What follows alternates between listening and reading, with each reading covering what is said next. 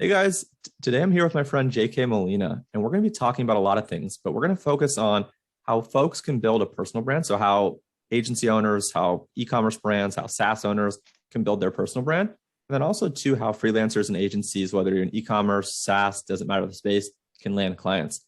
JK, welcome. How are you, my friend? What's up, everyone? Thank you for bringing me here, Chase. I'm actually super excited to be here. Yeah, dude, I'm pumped. I think it would make sense to start really quickly with kind of a quick backstory and kind of what you're currently working on. And then we'll dive into kind of some of the topics for today. Yeah, cool. So people know me as a ghostwriter mostly on Twitter. So what I do is I help people grow their personal brands and kind of their influence, right? Because if you're not on Twitter, it's kind of hard to know what the environment on quote unquote money Twitter is. But it's a very tight, very cool network where a lot of people talk to each other, and there's a lot of opportunities growing there. So what I do is I help people build their personal brand and maybe get them deals or just get an audience that is actually going to listen to what they say. It's not so much brands, but like people. I create like personas, if you will. Nice. A couple questions. So why Twitter? And do you do this on other platforms? And like why ghostwriting? How did you get into it? Yeah. So first, I'm going to start like how I got into it. It was actually from a tweet from someone else. I don't know if you guys know Lawrence King. He's a great guy on Twitter. Lawrence tweeted about Gillette, the razor company, and they said that they had 130,000 followers, and their tweets only got like 3 likes. And I'm looking at it, I'm like, come on, like you can do better than that. And Lawrence said, if they can take a content writer and pay them 4K a month, how much would they pay you if you actually knew how to write a good tweet? That's when I was like, okay, that actually makes sense, right? So I started hitting a lot of people up. One guy said yes, and I kept going. And then I realized like it was not so much about tweeting, it was about the network. Like if the network was on Instagram or it was on Facebook or even LinkedIn, like I would actually go there. But Twitter is kind of really special in that there's like a very pretty community, very tight knit. So I like it that way. And a lot of people like they're actually like big hitters. Like you find guy like this guy making, I don't know, he owns like 100 Bitcoin. He has like 2 followers and a landscape profile picture. It's always the Annons that have a lot of money, but it's incredible how many high profile people are there. And then if you give them access to that place, it kind of goes back to a Lobo tweet, a Lobo Salvaje tweet. That's like if you really want to like be influential, try to connect a lot of people. So I try to connect a lot of people into what would make sense for them to do business with. And by giving them access to the money Twitter network, they're able to do so many different things. So it's really cool. Dude, that's awesome. And I know before that, I've heard some of your interviews and seen kind of some of your stuff. You were working at a cell phone store or something. Is that correct? It was a it was like a marketing agency, but I did sell perfume door to door. Wow. So you went from that to now you do writing and you recently launched, I think today, you got involved with the SaaS. So that's awesome, man. Um, what makes a good tweet? Like when you're writing for people and thinking about Twitter in general, like what constitutes a good tweet? That's like that's actually a super tricky question because for me, there's like 5 things that make a Twitter account really good. It's followers, engagement, sales, email subs, and deals in the backend. And out of all of them, engagement's the hardest one because it's very like hard to crack. But I think I've come up with a couple mental models that work.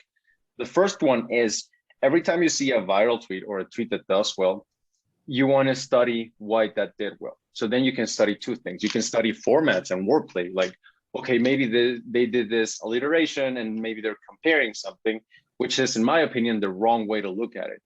Because the way something is written is not really what's going to make it go viral.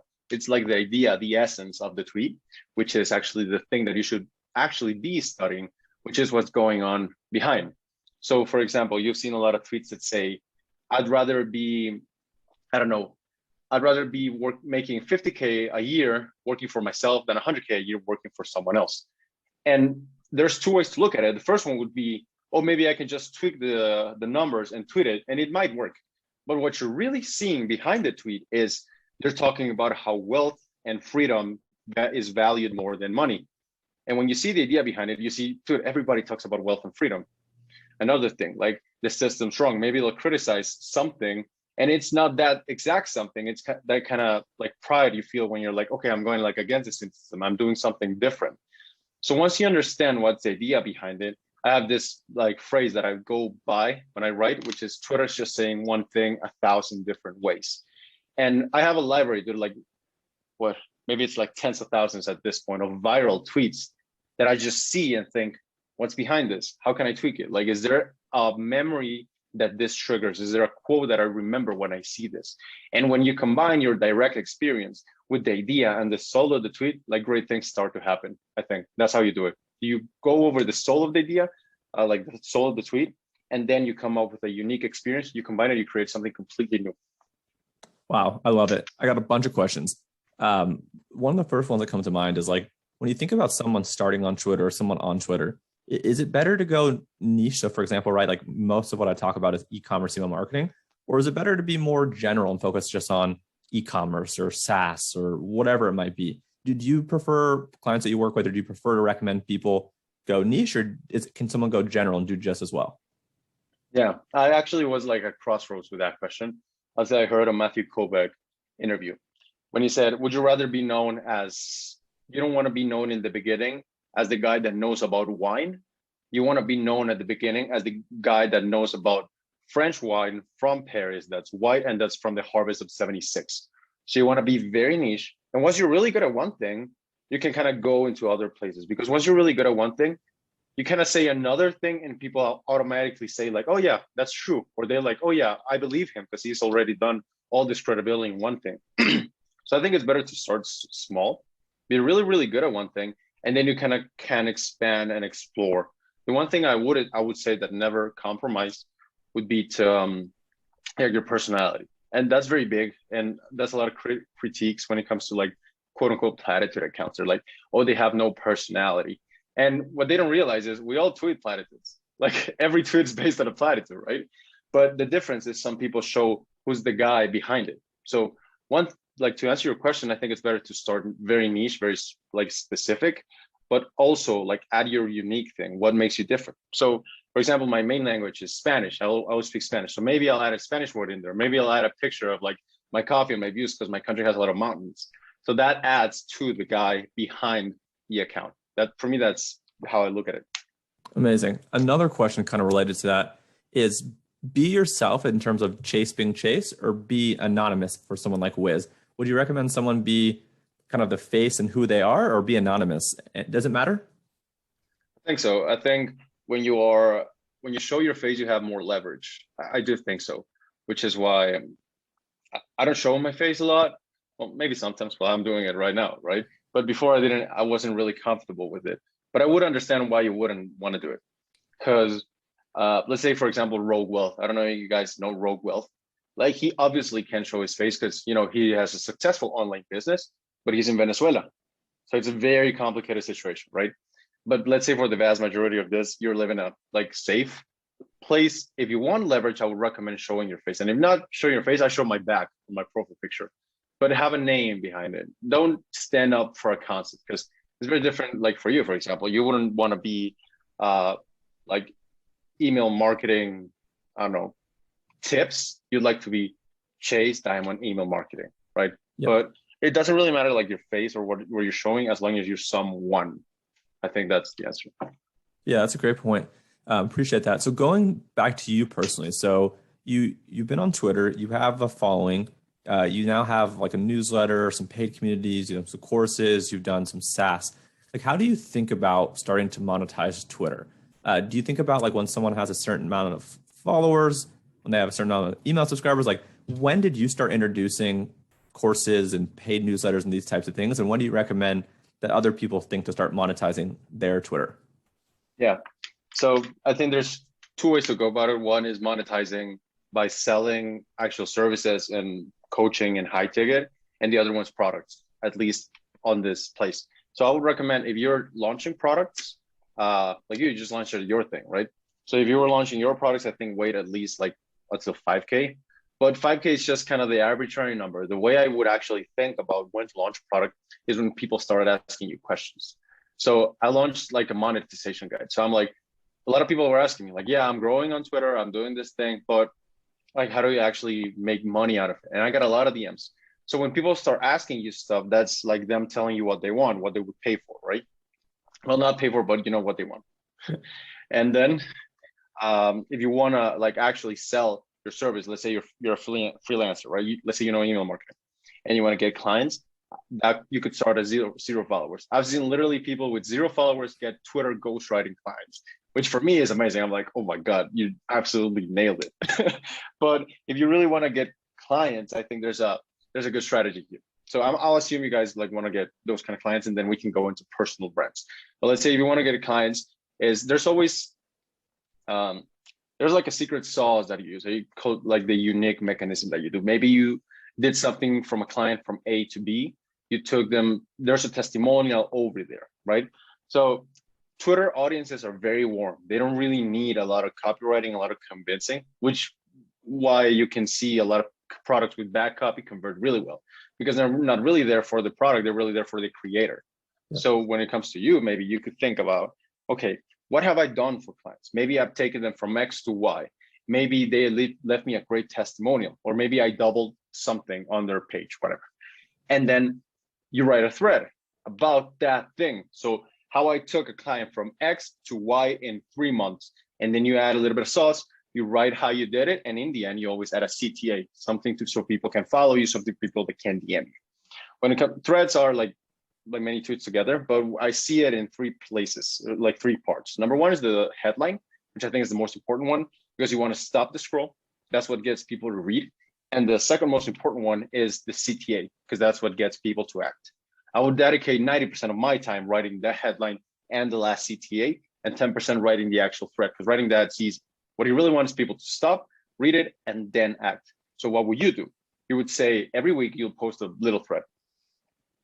How I did this for X client, and you in the end ask, if you want this, like you want me to talk to you about this, DM me, or you wanna see how you can do it for your store, schedule an appointment here. And maybe you can even play it a little bit better, because I always ask clients the same question: who has the audience that you would like to have, right? So for me, I'm writing. So I would like to have maybe David Perel, who writes, or maybe Jack Butcher, who talks about like creator economy. So I'm thinking, okay, who are the people that would like the audience to like me? So maybe you can go hit up their DMs, and establish a conversation with them and be like, yo, I'm launching this thread. I'm new to Twitter, but not really new to business. I'm forward to doing some business with you and, hanging out, whatever. And then maybe you can ask them, like, what's the fee for a retweet? Because some people sell retweets, right? And then let's say it's, I don't know, $40. They charge you $40 for a retweet. And you post your thread and you get the retweets from them. Dude, you turn $40 into a $2,000, $3,000, $4,000 client just because you got access to that network. Which is why another reason I like Twitter, because the Twitter, like the retweet button, for me, I think is a very powerful concept. So for me, the retweet button is, I like your content so much that I'm going to let you borrow my audience for a day. And if you nail that and you get the actual audience that you want, and the thread's good, you're going to get a client within a week. I've seen it. It's incredible, because the Twitter community is so good at monetizing each other. It's amazing. It's a really good place. Dude, that's huge. That's absolutely huge. Do you want to touch on anything on the personal brand side? If not, I have a question for you on the SaaS side. Yeah, actually, one thing. I always ask this awkward questions to the clients, which is another one. It's, what are some things people think are impressive about you? And I'll tell them, don't be modest. Give me everything you got with numbers. So, and they'll be like, no, I don't want to flex, whatever, just tell me. All right. So they'll tell me, I did this company, I took this MRR, and I'm doing X, Y, and Z. And I come up with all the things that they've done. And then I'll ask them, what have been your lowest points in your life? And that's very interesting, because they're like, oh, I sold here, I worked here, I went bankrupt or whatever. And then what they haven't realized is, by answering those 2 questions, you've crafted like 7 headlines for yourself you can use in different threads. That's a 100 follower thread, 500 follower thread each. And when people really think and see themselves as a story, super easy. So you want to build a brand, maybe you can tell a story, what's behind it. So like I'm from Guatemala, and like, let's be honest, like I'm very grateful to be speaking English, to know all these things, but sometimes I'll use that as my marketing story. I'll tell them, yo, like I speak Spanish, that's my first language, and it sells, it works. So what's your story? Like, where did you come from, and how can you use it to get people to like you and follow you and build that brand? I wouldn't recommend, like, if you're an e-com store owner, not make one for your like brand. I would actually recommend making one for yourself, because they're gonna buy your brands through you. They're not gonna buy the brands by the brands. Twitter's kind of different. They want people. They don't really want like stuff. They want people. But yeah, that was everything from the personal brand side. Yeah, it makes sense. On the thread side, there's this guy named Alex Garcia. I think his name's like Alex Garcia ATX or something. He had told me when we talked a couple weeks ago that there was like a month where he did a thread a day for 30 days, and he grew from like 2,000 to like 30,000 followers or something wild. So I think threads and all the tips you gave are incredible. Let's talk about SaaS now. So I think today or yesterday you announced that you joined something, and I guess when this goes live, it will probably be a week or two out. But today or yesterday you announced that you're a part of this thing called Tweet Hunter. How did you get involved with SaaS? Why are you thinking about SaaS? What does the SaaS do? What are some goals? So just tell us about the SaaS. Yeah. So actually, I've been applying one advice that I see always on Twitter: just copy what works. And I'm like, okay, so this guy Daniel, called him a wizard. You've had him, right? He built a product, and then you're getting so many people on the product, and you'll tell them to use a certain software. Why not own the software? Yeah. And I was like, oh, well, that makes sense, right? So I'm like, these two French guys, Thibaut and Thomas, they sent me a DM, and they said, yo, this is Tweet Hunter. This was the early stages, like 4 months ago. Yo, this is Tweet Hunter, and we'd love for you to try it. Here's a free code. So I tried it, and dude, when I saw it, it was the exact same process I used to write for clients. And I was like, this is like what I do with 3 apps, you do with 1. So I got them on a call, right? It was like 3 a.m. Paris time. So I apologize to them. But we got on a call in the morning, and I was like, I'm gonna be your marketing guy. You guys give me equity. Let's do it. Because then everything like made sense. It's like my system, I could own it, right? They needed marketing, and it made sense with what Daniel said, and it also made sense in my head. So I'm like, let's do it. They said, all right, cool. So we started. They started developing. I told them what to develop because I had some suggestions, but eventually, like, we got ready and we shipped. And let me tell you, bro, like, SaaS is something completely different from what I'm accustomed to. Today I woke up and I was like, whoa, this is, because you have to deal with churn, you have to deal with devs, you have to deal with like bugs, like, whoa, what's going on? But the main goal is to go for an exit. I really want to have an exit, because for me, that's super good. That's like a super big win. And I want to have that thing. We're going to go, I don't know, maybe next year, maybe the year after that. But it's just exciting to have something that not only brings you recurrent revenue, but it also allows you to win big, because it's SaaS. It doesn't really need you to operate. So that's why I'm going in. Yeah, dude, I love it. And it's kind of meta, but I like it. It's perfect for you, right? It's something for the Twitter audience that helps everyone get better at Twitter, right? So it's already what it sounds like your mission, kind of your goals have been. It's just now adding a tech component which facilitates it, makes it easier. So, dude, this is awesome. Before we sign off right now, anything else that you want to talk about? Anything else that you want to mention? Otherwise, I think this was fantastic. Yeah, man. No, I appreciate you for being here. If you're I'm just gonna say one thing. So if you're listening to this and you're thinking, wow, I've done really cool stuff, I've told really great stories, like, people will never get tired of your stories. If you ever log on Twitter and share something that you've done and you have really value to bring, it's just a matter of time till people start flocking to you. You'll be amazed at how good of a community this is. So if you're thinking about taking the Twitter lip, just take it, share your story, and see how much blessings come into your life. Because I know it changed my life. I know it changed his life. So why not try it, right? I love it, dude. I couldn't agree more. What is your Twitter handle, and where can people find maybe your newsletter or the SaaS tool? Yeah, so you can find me at one JK Molina on Twitter, and the SaaS is called tweethunter.io. You can find it in my link in bio, or you can type in, because I now own the domain, basedsaas.com. So you can go to basedsaas.com and access Tweet Hunter. Dude, you're the man. I'm excited for everything that you're doing. Thank you for all the time and the wisdom. I know people are going to love it. Thank you. You got it. Take care. Cheers.